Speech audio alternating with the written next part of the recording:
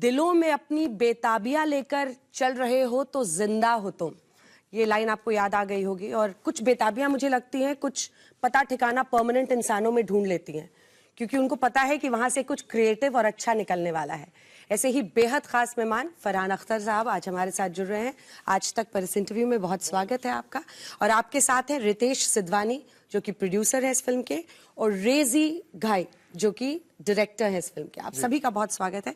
आपके साथ शुरुआत करती हूँ क्योंकि फरहान आपकी तमाम फिल्में हमने देखी। आपने भी पहले भी वॉर जॉनर को आपने लक्ष्य के जरिए साधा था और अब फिर से आप उसी जॉनर में जाते हुए दिखाई दे रहे हैं। क्या वजह है कि आपको ये लगा कि ये कहानी बतानी जरूरी है? क्योंकि एक फिल्म पहले बनी थी लेकिन इतना डायरेक्टली 120 बहादुर और उस बैटल पर नहीं बनी थी 120 बहादुर। क्या वजह थी कि आपको लगा ये कहानी बतानी जरूरी है? एक तो बहुत अफसोस था जब मैंने कहानी सुनी, तो मुझे बहुत अफसोस था कि ये कहानी जो कहते हैं to borrow from another film इतिहास के पन्नों में कहीं खो गई थी। तो उसका दुख था, लेकिन ताज्जुब भी हुआ उसके बारे में, क्योंकि ये इतनी एक पावरफुल कहानी है। जिस तरह से शैतान सिंह जी ने और जो हमारे 120 सिपाही भाई थे, जिस तरह से उन्होंने रेजांगला के उस पोस्ट को की रक्षा की थी उस रात, ये आर्मी में आज भी सिखाया जाता है।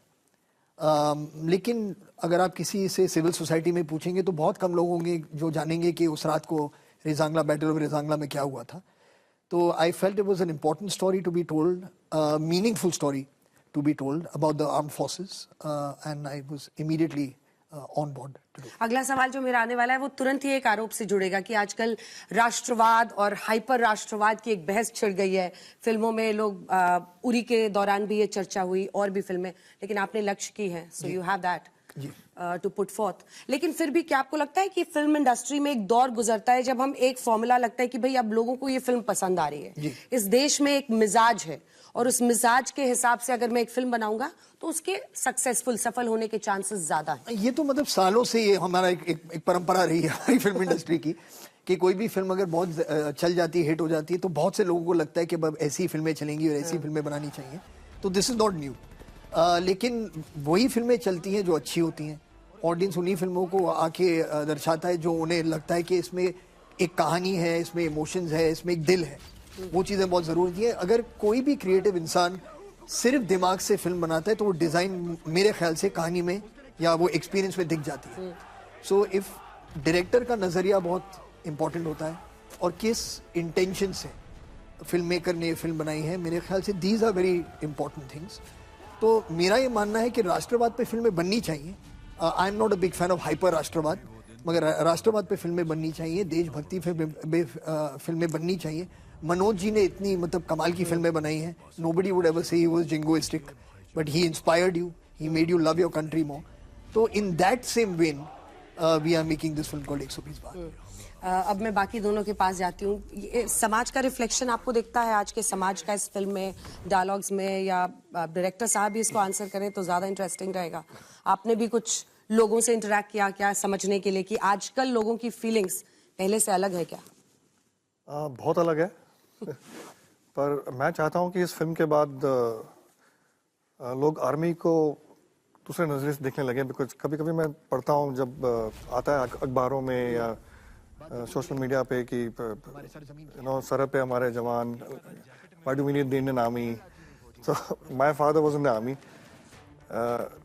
64 ही जॉइन द आर्मी, 65 उनको वॉर में भेज दिया गया, फिर 71 उन्होंने लड़ी। तो जब मैं बड़ा हो रहा था तो मैं इन सब कहानियों के साथ ही जुड़ा हुआ था। उसमें से एक कहानी थी 120 बहादुर की, जो मैंने सुनी डैडी से बड़ी थोड़ी सी, फिर मेरे बड़े भाई साहब ने मेरे को सुनाई डिटेल में। तो मैंने ठान लिया था कि ये तो बनानी पड़ेगी, बिकॉज यहाँ पर एक सेंटिमेंट है। 120 जवान वर्सेस 3000 चीनी सोल्जर्स, बहुत बड़ी बात है और पीछे कोई नहीं हटा। और एक ऐसे युद्ध में जहां पर भारत को एज नहीं मिला, लेकिन इस एक बैटल ने एक ऐसी कहानी लिखी कि मेजर शैतान सिंह की हर जगह पर स्मारक बने हुए हैं और बहुत स्पिरिचुअलिटी जो हमारी फोर्सेस है उनकी जुड़ी हुई है उनसे। सबसे चैलेंजिंग कुछ रहा हो आपके लिए मैनेज करना, पुट टुगेदर करना?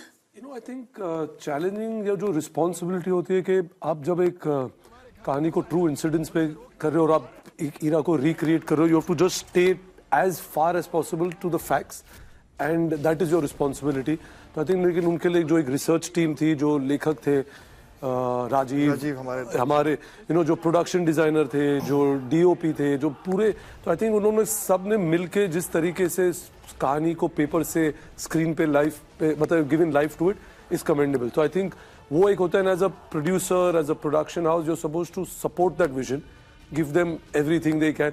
और आपने I mean I just add, आपने जब पहले बोला कि एक दौड़ चल रहा है कि पर्टिकुलर जॉनर की फिल्में चलती है तो you get on, but I think what people need to understand कि आप आते हो और आप एक फिल्म देखते हो और 2 घंटे में आप सोचते हो कि ये कहानी हो गई, बट वो फिल्म अगर एक पर्टिकुलर जॉनर चल रहा है, to write that genre, to produce it, to shoot it and get it on screen, कम से कम 1.5-2 साल लग जाते हैं। फुल क्रेडिट, आप इसमें कोई चिंता ना करें, हम सारा क्रेडिट आपको जब तक आप 2 साल में वो फिल्म लाओगे तब तक और दौड़ बदल चुके हैं। में ये बोल के चली गई कि भैया एक फॉर्मूला है, हाँ, नहीं, और तब तक वो दौड़ भी बदल जाते हैं ना। तो आप सोचो ये जॉनर चल रही है, जब तक आप वो जॉनर को कंप्लीट करें, and it's so short lived today, attention span इतना बदलते जा रहे हैं, इतना फास्ट है कि आप जब तक वो genre, you have to stay true to the subject. अगर आप ट्राई करोगे यार ये आज चल रहा है तो मैं ये बनाऊं, जब तक आप वो बनाओगे 2 साल तक और कुछ चला जाएगा।